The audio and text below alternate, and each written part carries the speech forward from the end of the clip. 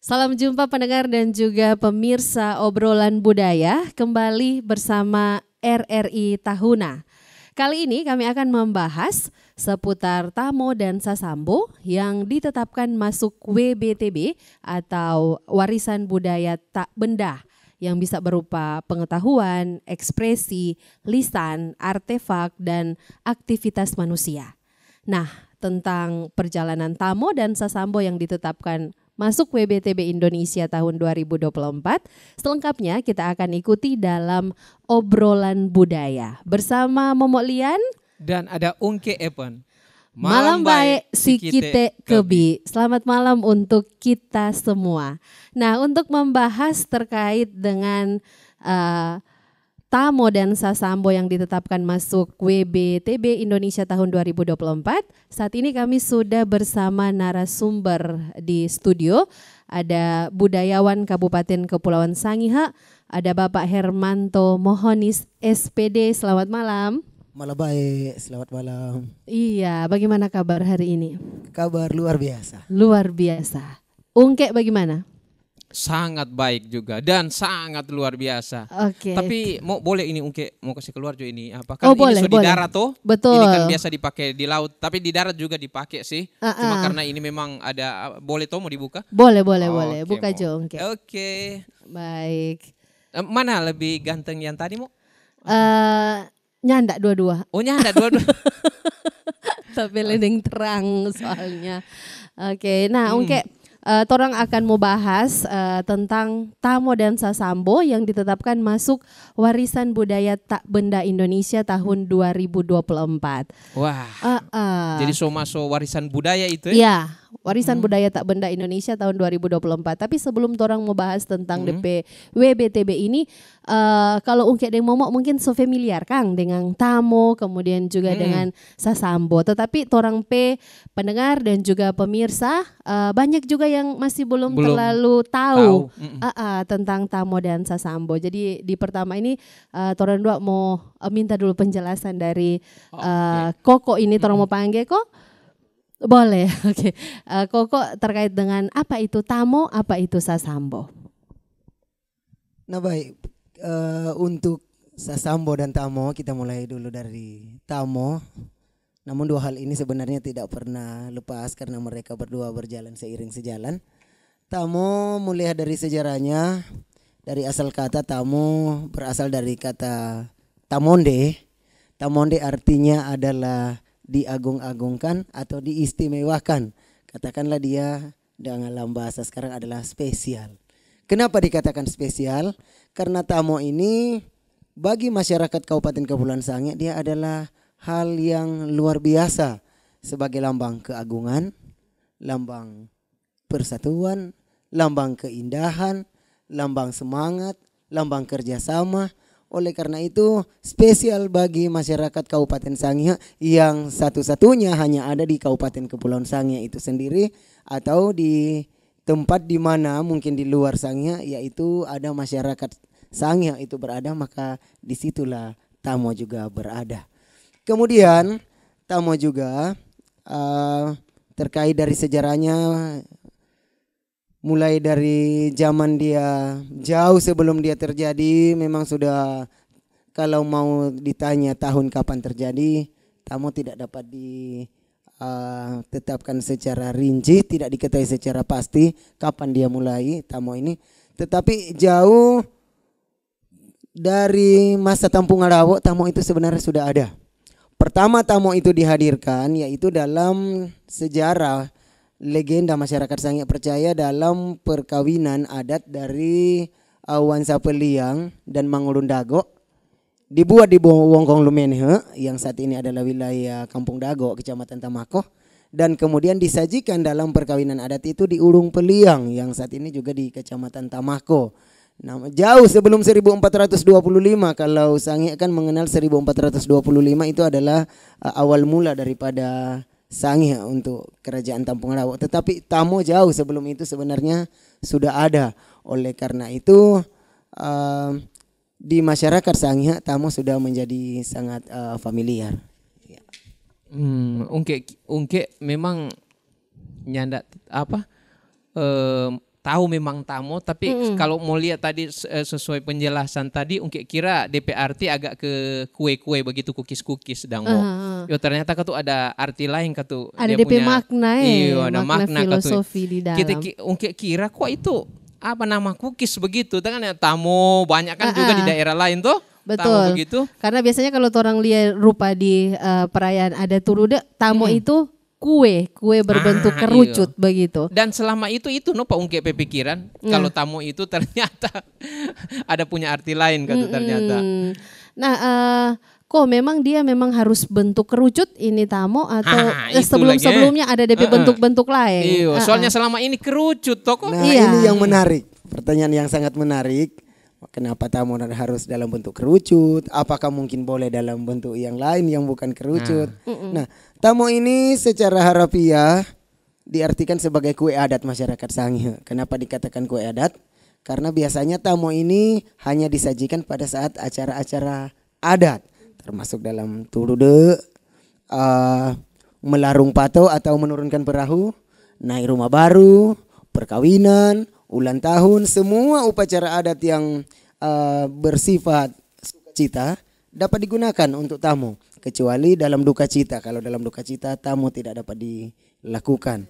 Oleh karena itu, kalau tadi ditanyakan kenapa bentuknya kerucut, tamu kita bahas dulu mulai dari bahan tentunya, supaya kita dapat lihat filosofinya kenapa kita ada pada bentuk kerucut. Bahan pembuatan tamu itu kue bahan tamu. Yang dibuat untuk tamu, yang pertama bahan dasar utama pada waktu pertama atau mula-mula sebenarnya dia adalah goropung, yaitu tepung sagu.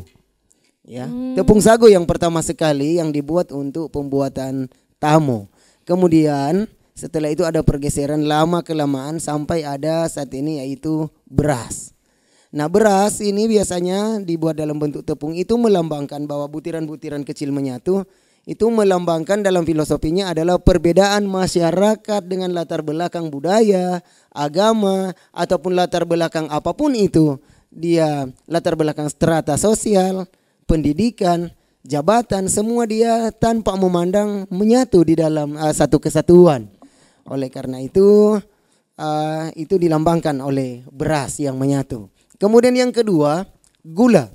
Gula itu sebenarnya karena dia manis, dia melambangkan berkat Tuhan di dalam kehidupan masyarakat suku Sangihe.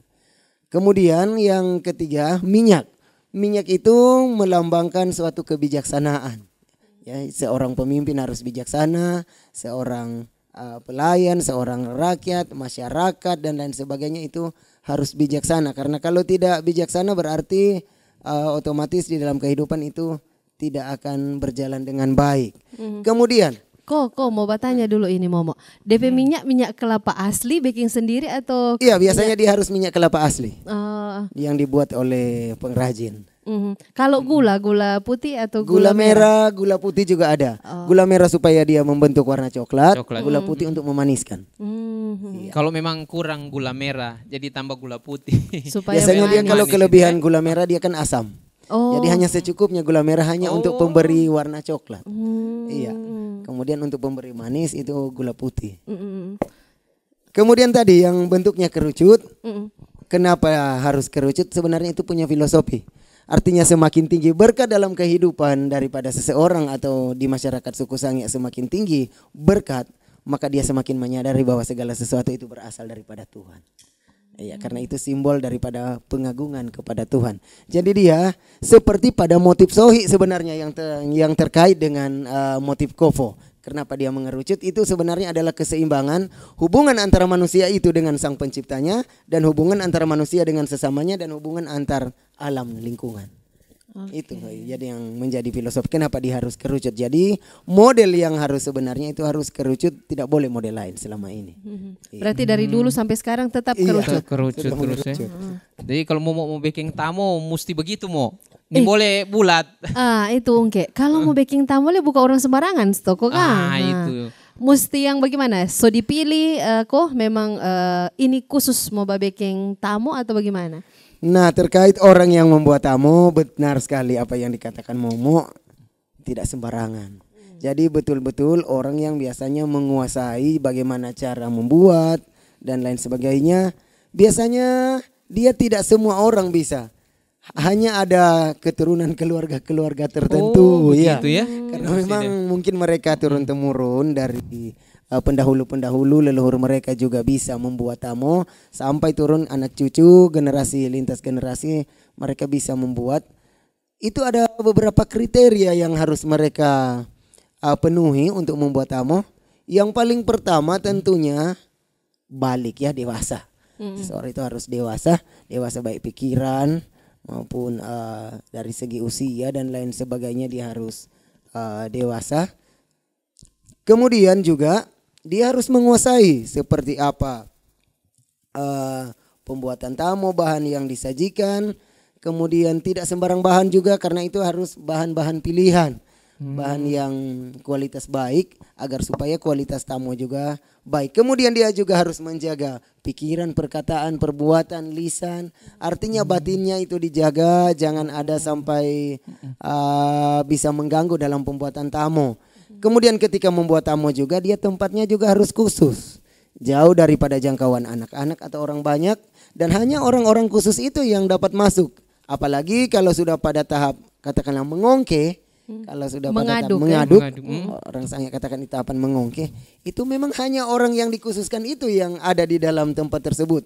Sampai juga bercerita juga tidak boleh dengan suara keras, kemudian tidak boleh juga bercerita tentang kehidupan orang lain, keburukan orang lain dan lain sebagainya. Karena di dalam hati itu semua hanya bersyukur dan mengagungkan nama Tuhan, sekalipun dia tidak terucap, tetapi dalam hatinya itu selalu berdoa dengan tujuan agar tamu ini dapat terjadi dengan baik. Jadi memang harus benar-benar siap ya. Iya.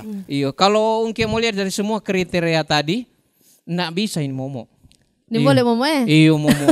Pertama juga Momo ini terlalu banyak dosanya. Sepotong pelan-pelan. Iya. Jadi memang orang harus benar-benar siap. Betul Ungke. Ini boleh kok kalau misalnya kriterianya soal apa?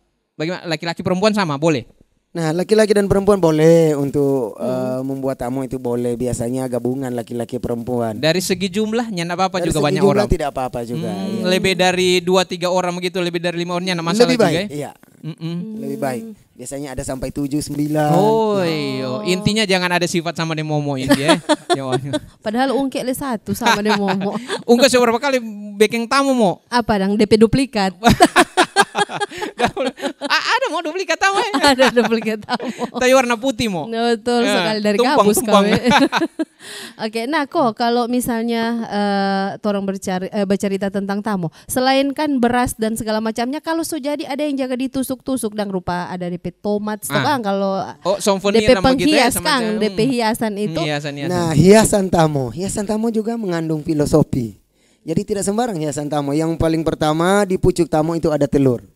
Telur biasanya telur ayam kampung, itu melambangkan kehidupan yang baru.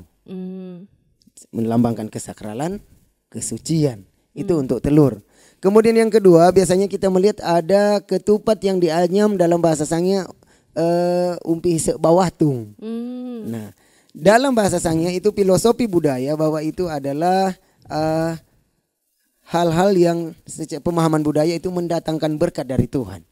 Bawahtung berarti adalah untuk mengangkat atau menarik, mendatangkan sesuatu yang baik. Itu yang dibuat di dalam tamu. Kemudian hiasan-hiasan tamu seperti buah-buahan, rempah-rempah, kemudian lain sebagainya, itu adalah melambangkan berkat Tuhan yang melimpah dalam kehidupan keluarga. Itu yang menjadi filosofi daripada tamu itu sendiri. Wah, luar biasa memang kue tamu ini. Jadi kalau dia mau keluar kemari penuh dengan makna. Ya. Bahkan sampai mau potong pun diarak begitu. Luar biasa memang. Mau diarak, mau dibekeng. Sakralnya ini. Betul sekali. Tamu ini Aduh. Kalau tadi orang berbicara tentang tamu dong, ada leka tuh yang masuk BTB yaitu sasambo. Sasambo. Kalau sasambo ini bagaimana ini, Ko? Kalau Ungke apa? Kalau Ungke terlintas Pak Ungke berpikiran apa itu sasambo? Sasambo orang yang pakai musik begitu, kemudian ada yang pengiring menari begitu. Kalau yang sering Ungke lihat kalau misalnya ada acara-acara adat atau di upacara penyambutan pejabat begitu. Sering sih Ungke lihat begitu, tapi belum tahu Ungke juga DP arti apa sih sebenarnya ini sasambo ini atau apa ini sasambo ini. Kalau Pak Momo kembali identik dengan tagonggong atau apa itu? Iyo, Ungke kan dia lihat itu maksudnya di tagonggong dipukul kemudian ada DP penari-penari. Untuk begitu, lebih jelas Ungke orang mau tanya Pak Koko Jo, kira-kira sasambo itu bagaimana itu kok? Kalau sasambo dia berasal dari bahasa Sanskerta, bukan bahasa Sange sebenarnya. Sambo yang artinya dia adalah sair. Ya. Jadi sasambo kalau dalam suku Sangihe mengenal sasambo, sebenarnya dia induk daripada sasambo itu asalnya adalah dari papinintu atau perumpamaan atau ungkapan-ungkapan dalam yaitu makna yang mengandung makna-makna kiasan. Namun kalau ketika dia sudah dilantunkan dalam bentuk dilagukan, berarti dia berubah menjadi sasambo. Kalau dia hanya dalam bahasa biasa, dalam kata-kata biasa, dalam kalimat biasa, dia disebut papinintu. Tapi ketika dia berubah sudah dilantunkan, dia dilagukan, itulah namanya adalah sasambo, yaitu syair yang dilagukan. Itu syair yang dilagukan. Syair yang dilagukan. Jadi soal dia punya menari, enggak masalah itu. Dia hanya digunakan untuk mengiringi sebagai sebuah tarian, jadi tetapi bukan sebagai tarian ya. Kalau bahasa, pakai bahasa hari-hari, bahasa Sangihe. Kalau sasambo dia bisa bahasa sehari-hari, bisa bahasa sasahara, sasalili bisa. Semakin banyak sasalilinya itu semakin baik di dalam sasambo sebenarnya. Biasa digunakan di mana ini? Nah, Kalau sasambo dia sekali lagi tidak pernah lepas daripada apa yang disebut dengan musik tagonggong. Namun lahirnya sasambo sebenarnya dia tidak beriringan dengan tagonggong, tapi dia lahir yaitu dalam aktivitas melaut. Ketika orang sementara melaut aktivitas di perahu, sehingga dia sebenarnya itu adalah suatu wadah untuk memberikan informasi bahwa kepada orang yang ada di pantai bahwa masih ada orang yang sementara melaut atau dia belum selesai melaut, sehingga orang yang biasanya menunggu atau keluarga sambil menunggu dia masih menanti. Oh, masih ada, karena dia memberikan kode dengan lantunan-lantunan sasambo.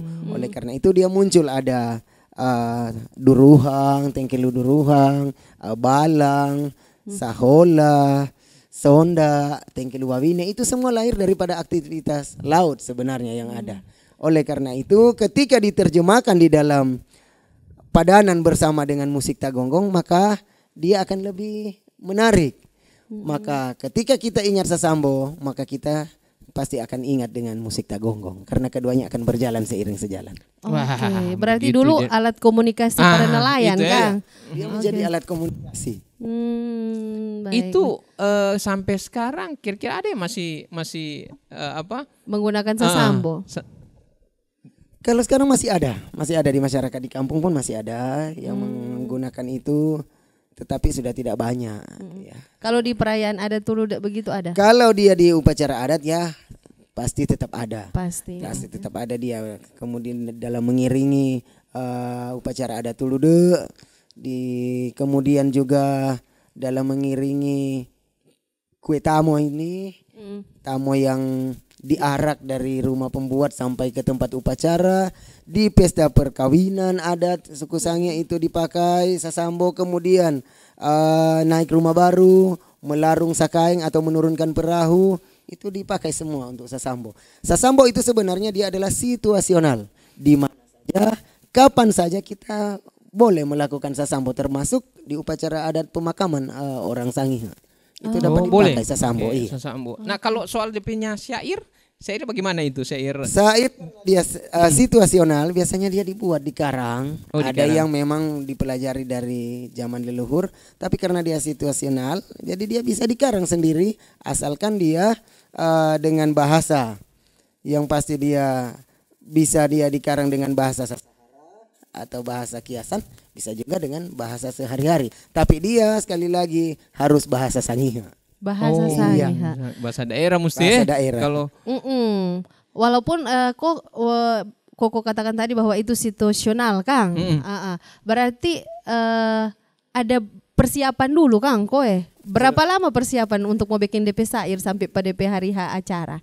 Kalau di acara-acara adat berarti kan biasanya sudah disetting toh, iya. Jadi biasanya ada persiapan-persiapan bagi orang yang tentunya yang mahir. Tidak lama sih untuk hanya dia melihat di misalnya di tahapan ini. Contoh di tahapan sambutan bupati berarti dia berbicara tentang bagaimana menceritakan sambutan bupati itu apa fungsinya. Misalnya di Menahul Dending dia juga bercerita Menahul Dending itu apa fungsinya. Kemudian misalnya di Menuang Tamu apa fungsinya. Jadi dia connect dengan apa yang dilakukan di dalam upacara adat itu. Itulah sasambo. Jadi sementara memperagakan apa itu juga sebenarnya bisa langsung mengarang, dikarang dia begitu ya syairnya. Kalau pada waktu lalu misalnya ada di mengiringi tarian Mesalai itu berbalas-balasan itu tercipta begitu saja. Misalnya grup A sementara Sambo tentang ini, grup B sambil mendengar dia sudah akan mempersiapkan mau balas apa. Begitu. Kan komunikasi seperti Mas Ampir saling berbalasan. Berbalas-balasan. Kita kira kok cuma mengiringi begitu atau apa? Ternyata boleh ketemu baku balas, syairnya boleh baku balas.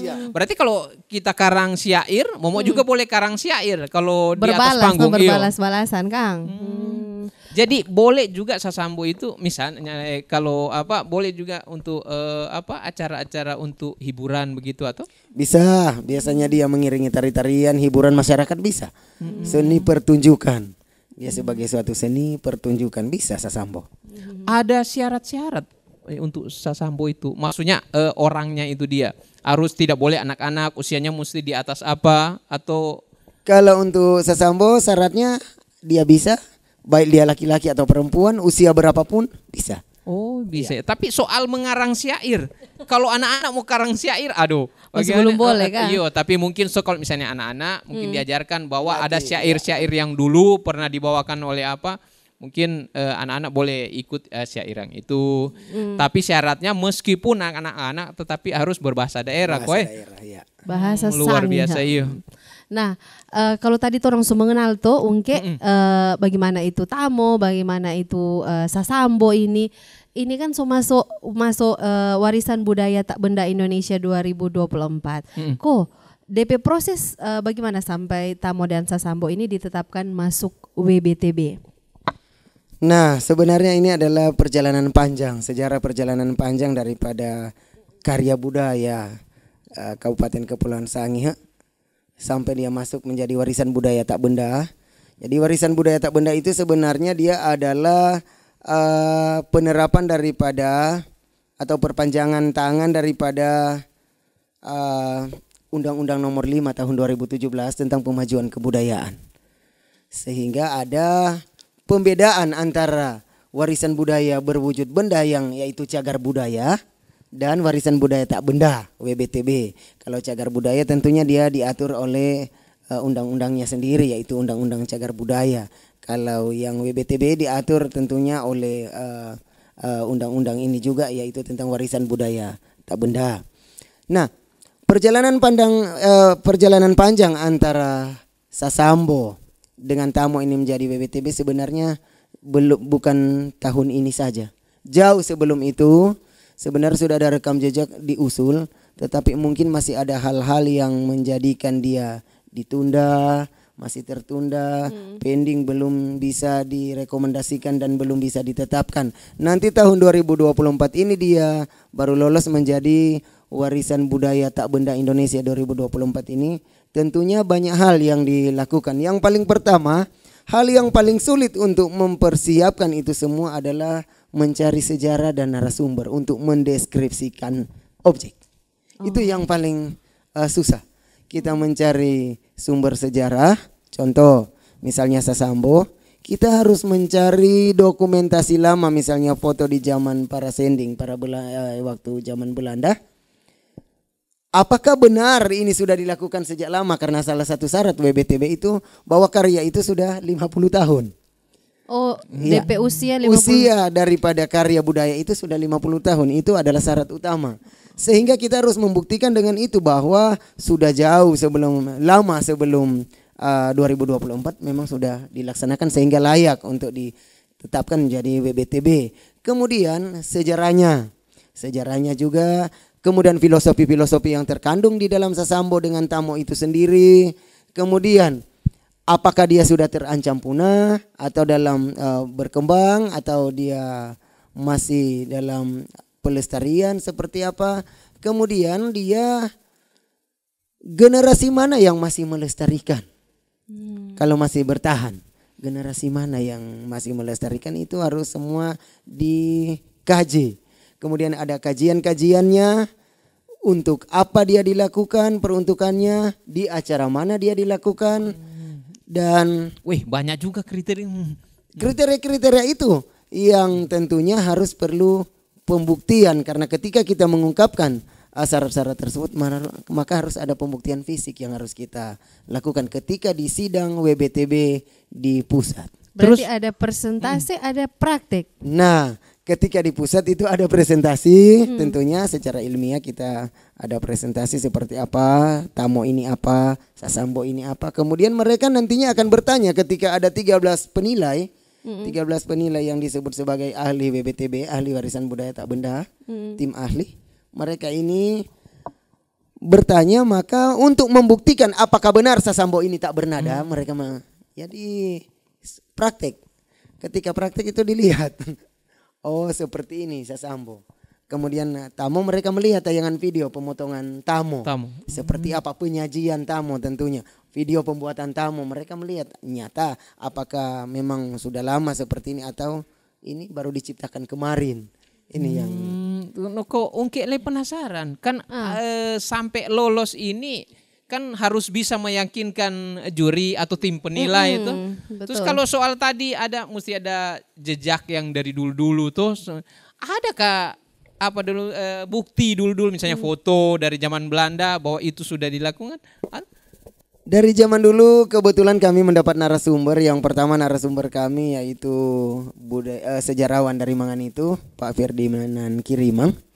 Beliau punya dokumentasi. Masih dari zaman Belanda ya, Tagonggong, Tamo, ada masih zaman Sending, jadi itu memudahkan. Kemudian yang kedua juga dari dokumentasi dari saudara Audro Rompas, staf khusus Bupati, dia juga punya, sehingga itu dapat dipadukan menjadi satu dokumen sebagai bukti fisik bahwa ternyata karya budaya Sasambo dan Tamo ini sudah sejak lama memang sudah ada. Kemudian juga ada di dokumentasi di bidang kebudayaan juga ada. Oleh karena itu menjadi satu dokumen yang kuat untuk menjelaskan Tamo dan Sasambo. Jadi Sasambo dan Tamo umurnya seberapa sekarang? Ratusan tahun. Ratusan tahun Moe? Ratusan tahun. Waduh, berarti ini tahun 2 mau keturunan itu. DP apa cicit atau cicit dari Sasambo dan Tamo. Iya, betul sekali. Selain syarat tadi harus 50 tahun DP umur, kok ada syarat-syarat yang lain selain administrasi tadi? Syarat yang lain juga bahwa kita tidak menciplak, tidak plagiat. Bukan warisan budaya orang lain yang kita tiru. Seperti banyak orang tahu ini Sasambo juga ada tempat lain Iya, betul sekali. Kalau orang search di Google, kalau mau search Sasambo justru adanya di NTT. Iya. Tapi Sasambonya mereka dengan Sasambonya kita itu beda. Iya. Mereka Sasambo itu adalah gabungan dari beberapa suku Sasak dan lain sebagainya. Kalau kita itu adalah syair yang dilakukan. Iya. Sasambo kalau di sana mungkin apa arti lain, dari arti ada kalau kita memang syair. Iya. Kalau di sana kan ada tarian, ada DP alat musik. Kalau di NTT itu Sasambo, tapi kalau di Kabupaten Kepulauan Sangihe tadi syair yang dilakukan. Jadi memang tidak menjiplak dan asli memang dari daerah Sangihe. Oke, baik. Prosesnya berapa lama itu kok di Jakarta? Dipertimbangkan. Di Jakarta mulai dari tanggal 19 sidangnya sampai dengan tanggal 24. Tanggal 24 pengumuman penetapannya. Lama juga ya dia punya sidang? Ya, betul sekali. Ada berapa? Se-Indonesia. Se-Indonesia. Provinsi. Kalau dari Sulawesi Utara berarti? Kalau dari Sulawesi Utara kebetulan ada 7 karya yang diajukan untuk disidangkan. Dan dari Kepulauan Sangihe itu ada 2, Sasambo dan Tamo. Kemudian kalau dari luar Sangihe ada tarian Tumatenden, ada Mak Sani dari Tomohon, ada perkawinan adat suku Bolango untuk Bolmong Selatan. Kemudian juga ada bahasa Tonsawang yang dari Minahasa Tenggara kalau tidak salah itu juga. Ada 7 karya. Kemudian ketika ditetapkan, bersyukur untuk Sasambo dan Tamo itu dapat ditetapkan, dapat lolos. Sedangkan kalau dari Sulawesi Utara dari 7 karya hanya 6 karya yang bisa lolos. Ada 1 karya yaitu tarian Tumatenden yang dia ditangguhkan. Bukan dia tidak lolos tapi ditangguhkan, berarti sama dengan posisi Tamo dan Sasambo di tahun-tahun yang lama juga dia sebelumnya. Mesti ada hal-hal yang perlu dilengkapi. Oke, gitu berarti ya. langsung diumumkan bahwa ditangguhkan ataukah lolos? Iya. Oke. Penyelenggaraan ini setiap tahun kalau Setiap tahun dia ada, pasti dia ada untuk sidang WBTB. jadi setiap daerah boleh mengajukan Dia prosesnya mulai dari daerah, kemudian naik ke provinsi, ke bidang di provinsi untuk dinas kebudayaan di provinsi. Kemudian di sana juga dibantu oleh Balai Pelestarian Kebudayaan Wilayah 17 untuk Provinsi Sulawesi Utara dan Gorontalo. Kemudian setelah itu barulah pelengkapan dokumen sampai pada persidangan di tingkat pusat. Aduh, luar biasa di prosesnya. Mungkin. jadi bisa juga kalau kita ajukan dari daerah kemungkinan besar juga tidak lolos di provinsi juga ada kemungkinan Ada. juga. Ya? Begitu. Baik. Jadi nanti dari provinsi memilih siapa yang boleh diajukan ke tingkat nasional. Nah, kalau di tahun 2024 ini memang cuma Tamo dan Sasambo kok atau Kalau ada di tahun lagi? 2024 kebetulan yang diajukan sebenarnya ada 5 dari Kabupaten Kepulauan Sangihe, tapi yang bisa lolos dari provinsi ke pusat hanya 2. Berarti ada 3 yang Ada belum. 3 yang masih tertinggal itu dalam proses pelengkapan. Rencananya tahun depan akan lagi. diajukan lagi dengan melengkapi apa yang harus dilengkapi. Baik. Aduh, luar biasa berarti ya. Perjuangan Banyak pengetahuan dan proses ya untuk menuju WBTB itu luar biasa Ungke. Dan tentunya menarik ya kalau orang mau bahas tentang torang kebudayaan lokal yang ada di daerah Kabupaten Kepulauan Sangihe atau Ungke, karena barang-barang yang torang nintau akhirnya jadi tahu.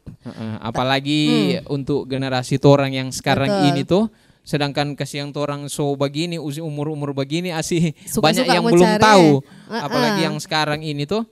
Karena Mudah-mudahan kan tuh orang generasi yang ini dia juga suka terhadap barang-barang seperti ini, hal-hal begini. Mencari-cari informasi terkait tentang dengan budaya yang ada di Sangihe. Nah, Ko dan juga pemirsa pendengar, sebelum torang lanjut Ungke, torang akan jeda dulu. Torang akan kembali setelah pesan-pesan yang berikut ini. Wih, keren banget nih. Katanya ada obat herbal bisa mencegah sakit gigi seumur hidup. Ada hoax tuh. Widih. Ini juga keren nih. Ada sumber energi baru PLTH, pembangkit listrik tenaga hampa. Iya, itu juga hoax kali. Lu bacanya apaan sih? Aduh, pantesan portal abal-abal lu baca. Kalau mau baca berita yang lengkap tapi udah verified, mulai dari berita nasional, internasional, olahraga, gaya hidup sampai hiburan, lu cukup klik rri.co.id. Di situ lu juga bisa streaming RRI digital. Aduh, makanya cek-cek dulu biar gak kegocek di rri.co.id.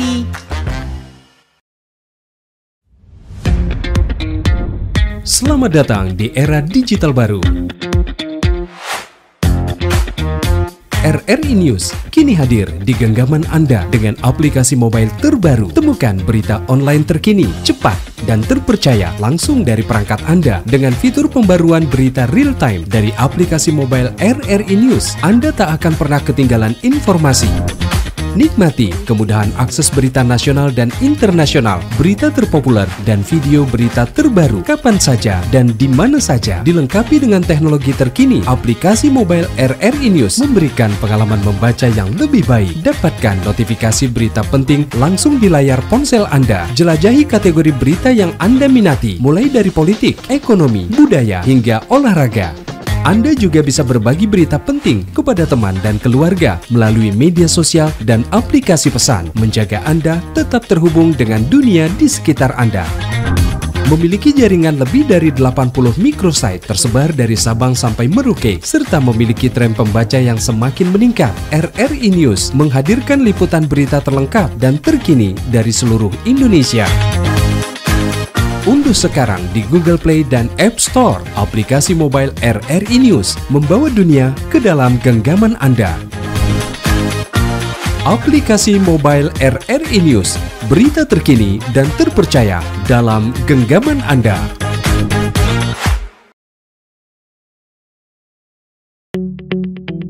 RRI Digital, dengan tampilan baru, berbagai konten kolaborasi dari berbagai program nasional, termasuk siaran visual langsung, siaran radio langsung, daftar putar musik, podcast, berita video, dan berbagai fitur interaksi pengguna dalam permainan.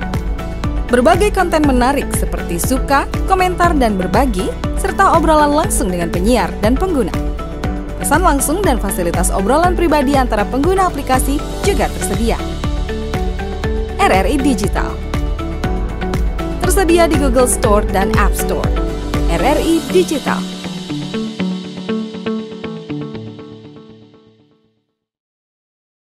Ya, sahabat budaya, masih dalam obrolan budaya bersama RRI Tahuna tentunya di malam hari ini masih juga membahas terkait dengan topik Tamo dan Sasambo masuk WBTB Indonesia tahun 2024. Nah, kita langsung saja ke Koko ini, Ungke mau tanya. Kira-kira manfaat ketika Tamo dan Sasambo ini diusulkan menjadi WBTB Indonesia 2024 apa itu kok? Sangat bermanfaat sebenarnya. Ini salah satu manfaatnya adalah melindungi karya budaya, yaitu ketika sudah ditetapkan menjadi warisan budaya tak benda Indonesia 2024 milik Kabupaten Kepulauan Sangihe, maka sudah tidak ada daerah lain yang dapat mengklaim bahwa itu adalah milik mereka. Jadi se-Indonesia ini, seantero Indonesia sudah tahu bahwa Tamo dan Sasambo itu adalah milik masyarakat Kabupaten Kepulauan Sangihe yang sudah tidak dapat diganggu gugat, mutlak. Oke. Kok kalau misalnya setiap tahun kan dia ada penyelenggaraan seperti ini, so berapa banyak dan turampe kebudayaan yang masuk di WBTB? Dari tahun-tahun sebelumnya ada juga seperti Mas Ampir. Mas Ampir, kan sudah ada. Kemudian ada lagi yang sudah seperti Tagonggong, kan sudah ada. Kalau musik bambu kok? Kemudian musik bambu juga, musik bambu melulu. Jadi sudah. Musik bambu ni boleh diklaim dari daerah lain memang orang. Sudah punya Sebab haki, kalau kan? mau lihat musik bambu memang kalau dari daerah Sangihe ini betul-betul diambil dari bambu, bulu. Bambu toh. Oh, musik bambu melulu. Musik bambu melulu namanya di hak kekayaan komunal itu kan. Iya, sebab nyana mungkin tuh musik bambu dari bahan yang lain tuh. Betul, dan karena memang kan harus kalau di tempat-tempat lain kan orang so ubah DB bentuk pakai dengan material atau bahan-bahan yang lain. Itu juga luar biasa ini ya. Banyak orang budaya ternyata masuk. Tulude juga. Tulude kan sudah. Masuk di WBTB. Warisan budaya tak benda. Nah, kalau di setiap tahun untuk usulan misalnya dari Kabupaten Kepulauan Sangihe itu, kalau misalnya untuk tahun depan apa DP usulan itu kok? Untuk tahun depan sudah direncanakan, sudah punya rencana kerja, salah satunya tarian Salo. Salo, tarian kemudian, kowe? Ya, itu tarian Salo, kemudian tarian ala Badiri. Kemudian ritus mengundang Banuas Wongkong Awu. Itu akan kemudian tarian Ampat Wayer.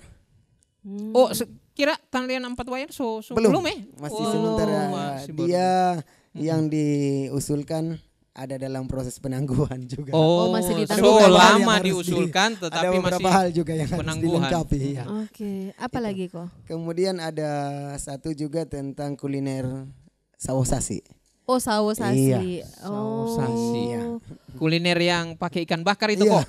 Kong kuadang dia ongke. Oh, memang cuma 4 orang juga di sini kok Sangihe yang punya. kusasi begitu. Wah, luar biasa ini dia kuasasi. Cuman 5 ini kok atau boleh lewat lagi 5? Boleh sih sebenarnya, tapi untuk range-nya ini 5. Sedangkan 2 orang sohosa apalagi 5 Jadi perlahan-lahan namun boleh pasti. dia apa kuliner begitu, tidak harus tari-tarian atau semacam dia tadi. Kan kuliner artinya, kemudian karya budaya seperti tarian, seni, pertunjukan, bahasa tutur, seperti cerita. Iya.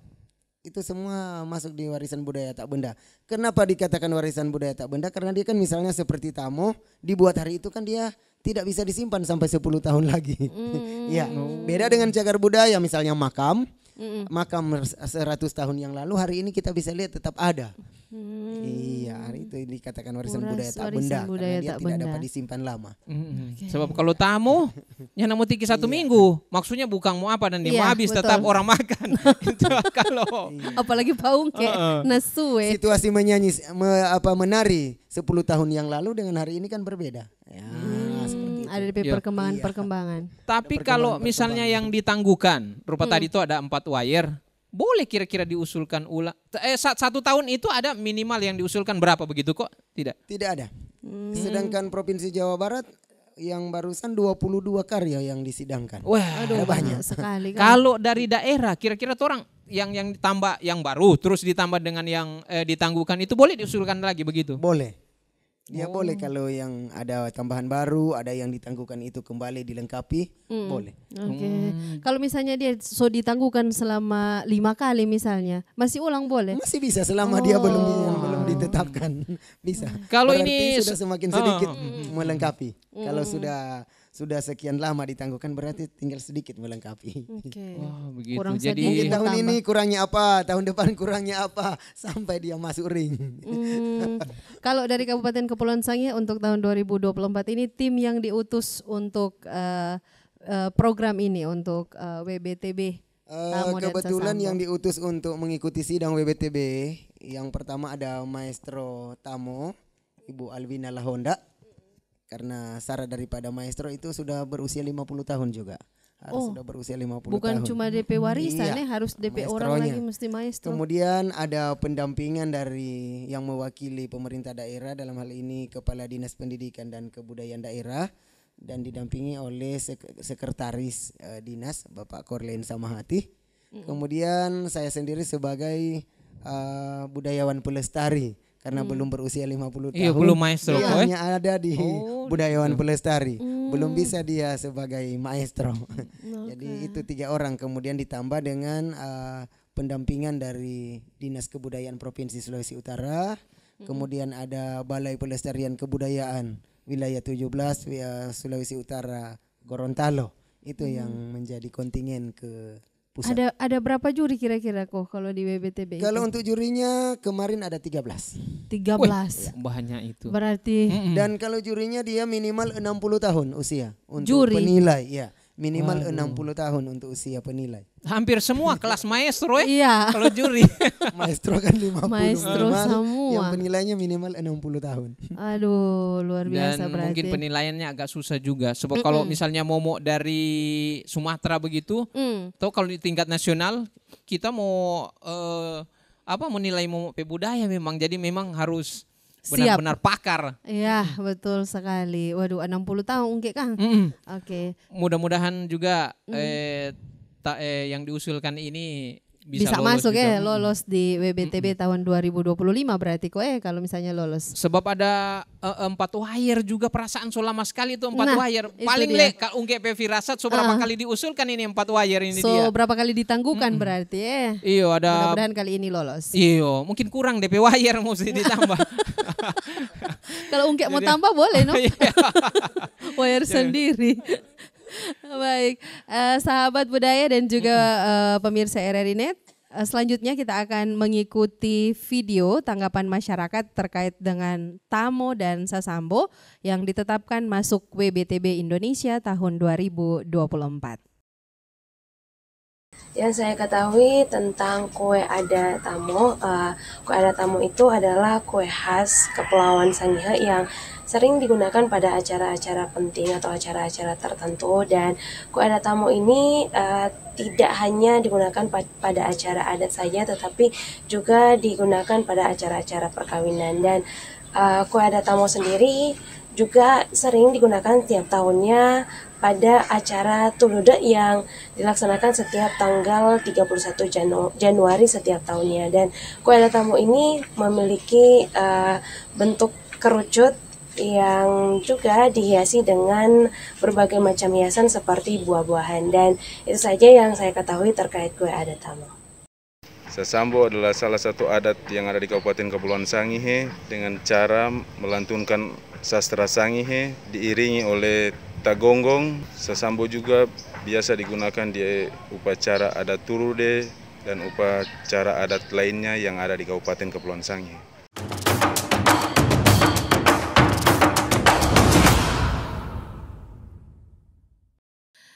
Ungke, supaya bukan cuma Ungke Deng Momo dan juga generasi sekarang yang tentunya boleh menikmati budaya-budaya yang ada di Sangihe sama dengan Rupa Tamo, Sasambo dan masih banyak lagi, tentunya harus ada upaya pelestarian. Ungke.